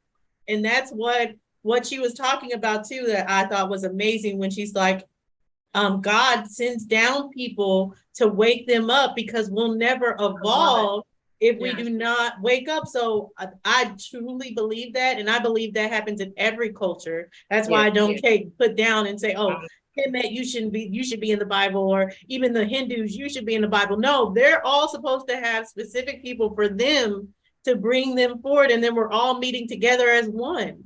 So I thought it was amazing when she brought that up. So you sisters make me feel so humbled and so honored to be a part of your decipher the coven. Somebody said, why does she want to make herself? I never said I'm a witch. I just they don't even understand that. You want to hear something crazy, baby? Wait a minute, sweetie. I promise, Robin. I want you to flow. They've been calling me a witch, and I've been like, I'm not a witch. Let me prove it. And now that I'm like, oh yeah, witch, coven. She wants to be a witch. These people are cool, dinky dow. They dinky dow. You know, dinky dow, like in the Vietnamese movies where they say crazy. You dinky dow. You're not funny. You're dumb. You talk crazy. You crazy people. Anyway, go ahead, Robin. The reason why I'm saying that is because they're so used to looking at movies that they really don't know what a witch is. So every time, really and truly, if you say, I hate that so-and-so, I hope this happened. Well, darn it, you being a witch too then. You know what I'm saying? So, but they done been looking at too many movies where the witches are being burnt to the stakes and all this stuff. And I'm just saying, so they don't even know what it really means, where it really comes from and who have really taken it and did something else with it. So do they consider voodoo you're a witch? Then I don't know. Is voodoo? You can burn some Palo Santo and they call you a witch. Did you see her? Right there. She's lighting that broom. This is part of her broomstick. I want to say this about our people. We need to stop being our own worst enemies. I want to say this about the male part of our people. Your position is to protect what brings life into existence. We protected you for 9 months in our womb. We protected you for 9 months in our womb. You are the stronger, physically stronger vessel. We expect you to protect us. I'm saying. And for the females, we need to stop doing this to each other. We need to stop being our own worst enemies. We are just so hateful towards each other. It's pathetic. And we need to stop. You know what? I see some people from over. I just looked in the chat. I do see some of the people. Ben Frank, I know you're here from Killer Priest and whoever has come over. Thank you so much. I absolutely love the audience and the feedback. Listen, don't forget to subscribe, and I want to make this your home as well. So I'm listening. I'm not trying to interrupt you, Robin. I wanted to say, just to add on to what you're saying, Robin, and I know you'll continue after this, but it's indoctrination. Like, I went to a church and they were like, they felt this energy, and they told me they felt that my ancestors were into black magic. So they were like, I need to pray this off of you because I can see the power that they were utilizing of the darkness and black magic and everything. And that's what's hindering you or keeping you down. So you have to think about the amount of people that have experienced that all through our lives of just being like, this is bad. Dark magic is bad. witches, all this other stuff. So we come into this indoctrination where when someone is saying something opposite of that, the first thing we will be like, no, that's not what I know. That's not what I've heard of dark magic. It's all bad. Yeah, It's it's just unbelievable. I just tell you that we are our own worst enemy, and we need to know that when we hurt each other, we are hurting mothers, aunts, grandmothers. I mean, don't you have a heart? My goodness, it's ridiculous. You know what I mean? Just stop talking about each other. It's we a need to sin. break programs. We do. Stop Come talking. inside. Excuse me, You baby are girl. beautiful, Nepal. You're beautiful. Listen, we whenever you're beautiful near me, listening. it's like a symphony up in here. And when Sophia was here, I love her. I just love her vibrate. It's like I could just sit there and listen like hours and hours, just taking notes, mental notes. So we love you, Sophia. I dropped the link if someone wants to come in and make a comment. You do have to turn on your camera, darling. You can't come in without turning on your camera. Okay. But when you come in, just give us some feedback on anything that you heard from the oracle, Sophia Stewart, or from the ladies on the panel. We have a very small little circle tonight, but it's still the sip down. It is still the sip down. Is anybody besides Dulcinea drinking off the spirits? Hey, Halloween is in 2 days. Oh yeah. Just Dulcinea, don't say anything. I don't want anybody trying to come for you. I will do this for you. The veil is so thin right now. I'm gonna probably, I don't know. The Most High Unfathomable God hasn't put it on me yet. Nepal, but I'm going to do something extremely special. And all this stuff about, oh, that's pagan, let me tell you, blah, blah, blah. I know the whole history. Don't you hate when somebody tries to tell you the history of something or teach you something and they don't know if you know it or not? You're right. I know all about it. All about it. Samhain, the virgin, who's going to have the pumpkin put in front of their door, which person in the village will be the house that's chosen for the virgin to be taken and sacrificed for the crops. That is ancient. There's no religion. Yeah. Hold on. I mean, not y'all. I'm just, there's no religion. There's absolutely no religion, no spiritual, no book that you read that didn't do blood sacrifice. Blood sacrifice was a part of everything, and it is linked to everything that is considered a spiritual concept today. You might not be doing blood sacrifice now, of course not, but Christianity all the way to what? I'm gonna throw it out there. Buddhism. Even Buddhism, because you can trace back before the prophet Buddha, there was blood sacrifice taking place in those societies. And then and then it's linked to. I want to get this for the record too. When you hear about, when I'm talking about the Bible, I don't separate astrotheology from the Bible. That doesn't make any sense because the Bible is linked to astrotheology and Bible. It's the same. So I want to throw that out there for the people coming over, getting to know me, getting to know everything about me. Astrotheology is linked to the Bible. That's why you see the 12, the 12, and you see the bull, the bull in the cosmos, and you see the Apis bull. It goes back to, all of it is our conceptualization of, we tried to, what, Robin and Dulcinea, what we were doing? We were sitting around the fire and we were talking about how great we are because we are the women, and we had our big bellies, and we had the big bellies, right? We had the big bellies, and everybody was like, there's one of the gods, she's about to bring forth a life. They were amazed. Like, we human beings were coming out, still do come out of us. And they were like, oh, this must be God. These have to be the ones. Look at how they bring forth life.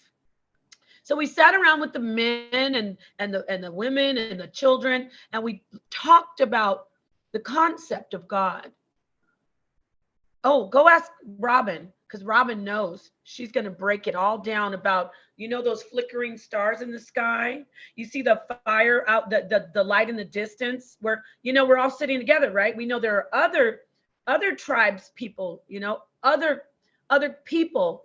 And we, in the darkness, we'd see lights flickering. And those were the fires. Then we'd look up in the sky and we see lights flickering. And we said, there must be life up there. There must be something up there. And look where they are. It's celestial. And then that's where we began. And so anyway, I had to throw that out there. I went all the way off track. When we were talking about that, I just thought about, because your blood sacrifice, and then you brought it to births, and how they don't tell you in the hospitals how much richness and properties are in everything that you're releasing in the birth, and that they are not just discarding it or throwing it away. If you don't sign to take that stuff, they are selling it. They're using those properties with other things. They're taking those sales, because it's wonderful, the amount of richness that comes from that, from you and your baby and connection. Yes. And all that blood. Preach, Dulcinea. And you know that you only have like an hour, maybe 2 hours at the most before you can actually get it. So you have to have a doula, or you can hire a company for about $1,000 to come and get that, or the umbilical cord and the placenta. Or you can have a doula work it out for you, and they can maybe get you some discounts, or even do it for you if they know how to freeze dry and package and send out your placenta and your cord. And yes, they are using, and guess what else they use? Foreskins. Foreskins of the babies are being used for cosmetics, pharmaceutical, food. Well, we both know, Nepal, I've never agreed with circumcision. But I know, but that's the religion. And yes, the blood is so amazing. I'm getting a call. Dang, I wanted to go longer, but I need to go. I have a client that I actually talking about. I do life cycle doula, but the beginning of life and life. Make sure I mentioned, shout out to the doulas, because my cousin Irada Vrone is a doula. She wants to talk to you. She can't wait to talk to you. Oh, wow. I would love to talk to her. Is she a birthing doula? She's something doula. I don't know, but she's been looking at the show, and she can't wait to talk to you. Shout out Irada. Yes, it's awesome. Yes, I would love to talk to her. There's so many doulas now. I remember when I was first a doula, it was like, well, I was working as a doula and a midwife under another midwife, and no one knew what a doula was. But now it's like everyone knows, and it's beautiful. And I'd love to see women getting involved, because we need to be, we can't rely on hospitals. I love hospitals. Don't get me wrong. I love hospitals. If you know when you go in there, you have to be informed. You have to let them know you're informed, and then they will make sure that you don't perish by a mistake or neglect or, cross-contamination. So I'm not saying we don't need to go to hospitals, but as birthing women, especially women of color, we have the highest mortality rate in childbearing, and it's bizarre. Not really bizarre, it's sad. So yeah, doulas, please. And then you'll find, oh, I'm a birth doula, but I can also be an abortion doula. Can be out. You can be involved in that. You can specialize in that. You can be a fertility doula. You can do all of it. You can do end of life. End of life, I don't tell everybody to do that, because it takes a really a slow, steady, soft, delicate hand with that one. But anyway, family. Yeah, shout out to your cousin. You said your cousin? R.I.S.E. R.I.S.E. Lerone. I want to sing tonight. I don't know why. I gotta get at it done right now. Well, anyway, it's time to. I always want to sing my I love you, Whitney. And Lily Brown, if you're out there listening to me, I want to bring you on. I love you. You will remember me if you see this. I reached out to your manager. She said she'll get me in touch with you, but I sang background for you. I stayed with you for 3 days at Whitney's house. You will remember me, and I'm on your song in my life. And I think I also did some background for Cece. Don't quote me with Whitney's mom, but definitely you, Lily. Lily Brown. The reason I said Lily Brown is because I want to always sing Whitney's I Will Always Love You when I end my show. Shout out to all, rest in power and much love to Whitney Houston and her daughter their lives were taken. I love and so Lily Brown, if you're out there, I think I'm gonna send this to you. If you're out there, let's talk. I'm gonna reach out to your manager again. I would love to bring you on. Lily Brown has a book, y'all. That's the background on that. She has a book. She's gonna tell the truth about what happened to Whitney. She's gonna tell the truth about what happened to Whitney's daughter, Bobby Christina, which I met her too as a beautiful baby. She was 11, and just sweet child. And we're gonna find out what happened to Bobby Brown's son, Lily's nephew, who was also found dead. So anyway, family. I will always love you. Who wants to sing it? Robin, you sing. Bittersweet. Come on, Robin. Come on. A karaoke Saturday is to get Robin to sing. That is all I'm taking. Come on, Robin. Robin can sing. Anyway, I love you. See, I might as well just sing the song. Go ahead, girl. Hey, did you hear me doing my soundboard? Oh, shoot. Where is it? Oh, wait. Yes, I did hear that. I'm going to do that instead of the drum. Everybody does a bomb drop. I'm going to do this when I hear something cool. Okay. Is that good? Y'all know? No? No, not that. We're at the arcade. When somebody says something dumb, I'm going to be like, is it low or is it loud? It needs to be up a little bit more. Oh, okay. Let me turn it up. Are you okay, Dulcinea? There you go. There it goes. Like, okay, say something amazing. Just y'all are amazing. Say something amazing. Let me try it. Amazing. No, I mean, like, give me some fire. Like, hit me in the heart. Right, give us some third-eye knowledge, Robin. Oh, now you're at a loss for words, Robin. What the? I thought you just said say knowledge. Come on, knowledge is power. Knowledge is power. Okay. And I'm not feeling it yet. I'm not feeling it yet. Knowledge is energy. Come on, I'm almost there. Wait a minute now.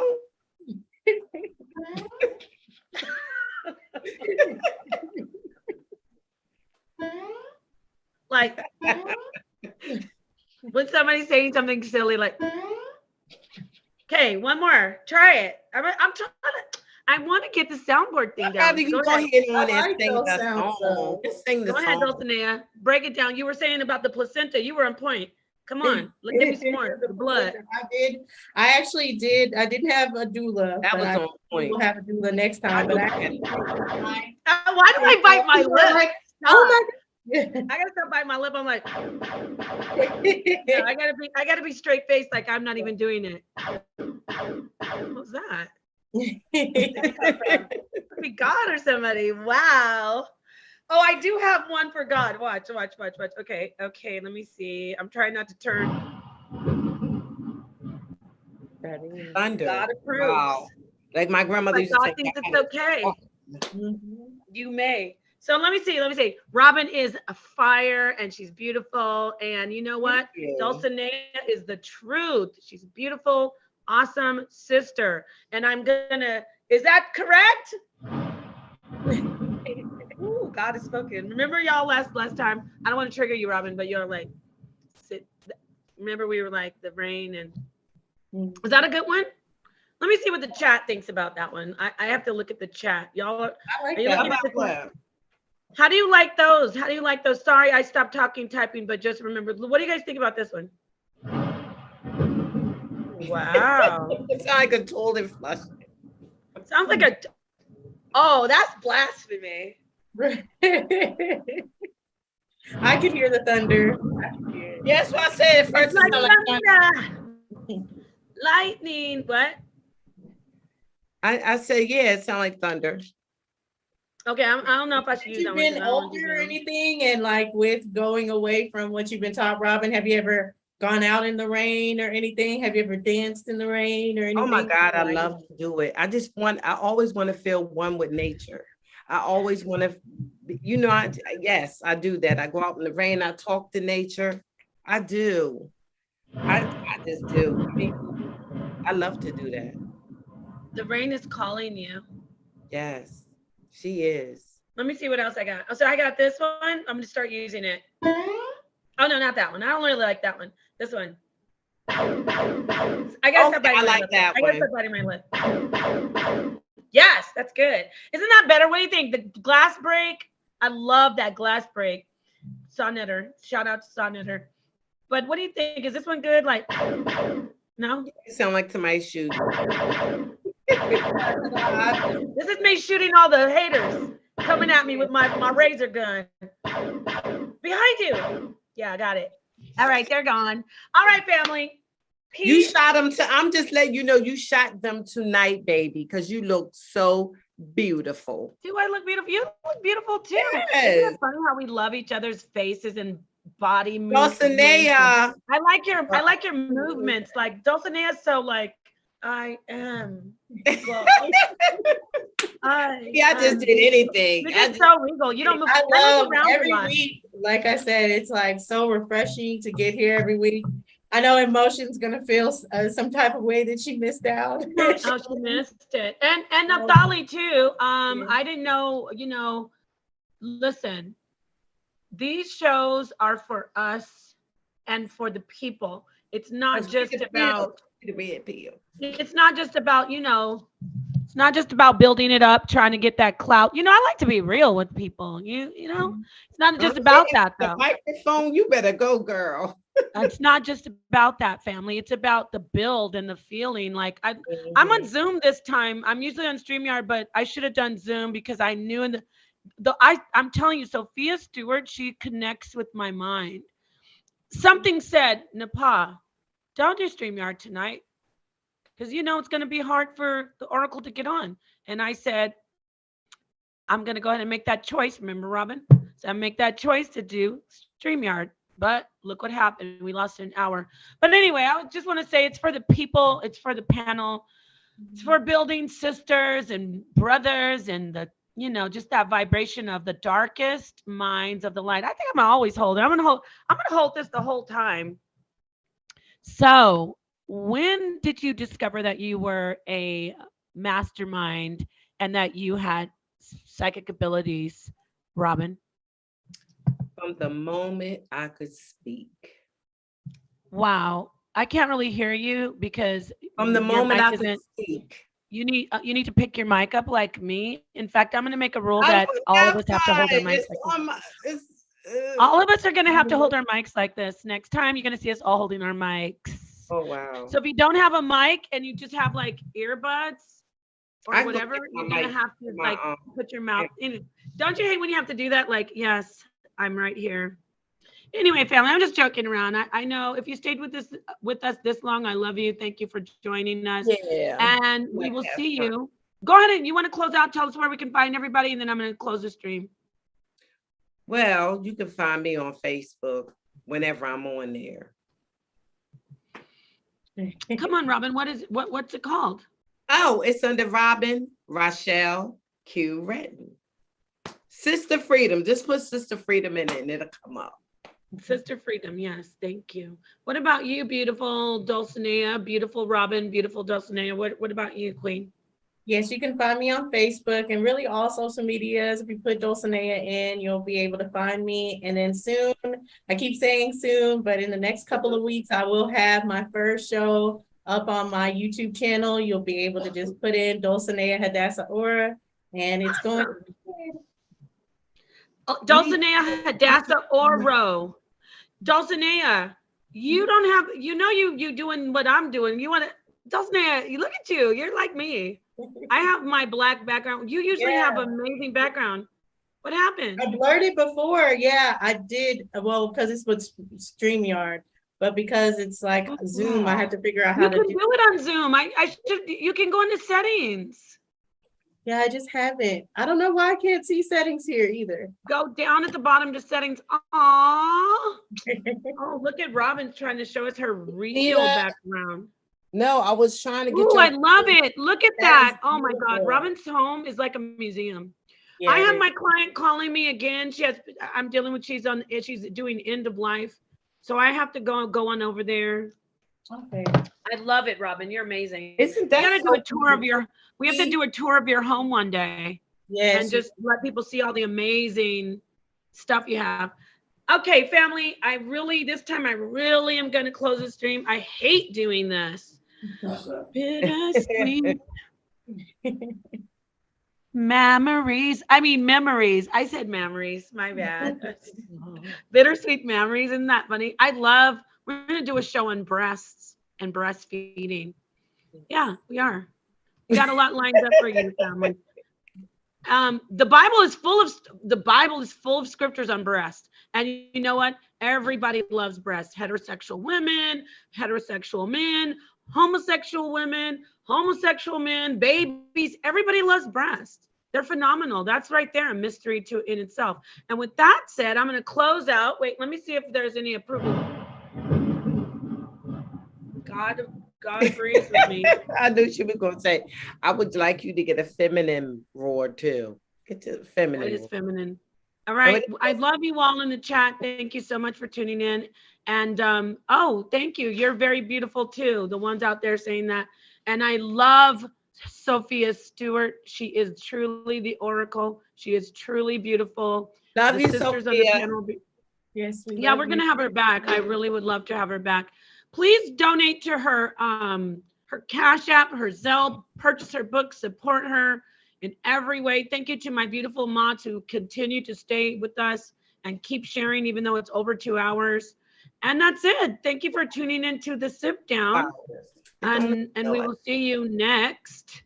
I'll see you next Saturday for the Sipdown, but I'm going to be doing some things in between. Oh, did I shout out the HOK, House of Consciousness? In Sonnetter Studios. Great. Shouting out also Killer Priest, who hooked me up with Sophia. And by the way, Sonnetter did an interview with Sophia Stewart as well. Sonnetter's a goat. He's done an interview with everybody. Who doesn't Sonnetter have an interview with? And shout out to Esoteric Thoughts.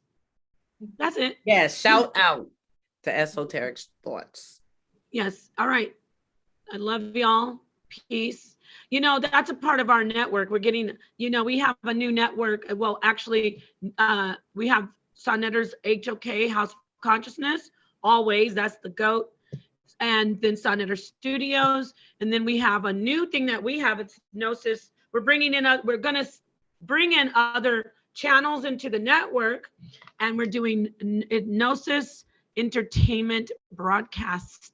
I don't know if it's going to be broadcasting or broadcast, but it's going to be Geb. Get it? Geb, the God.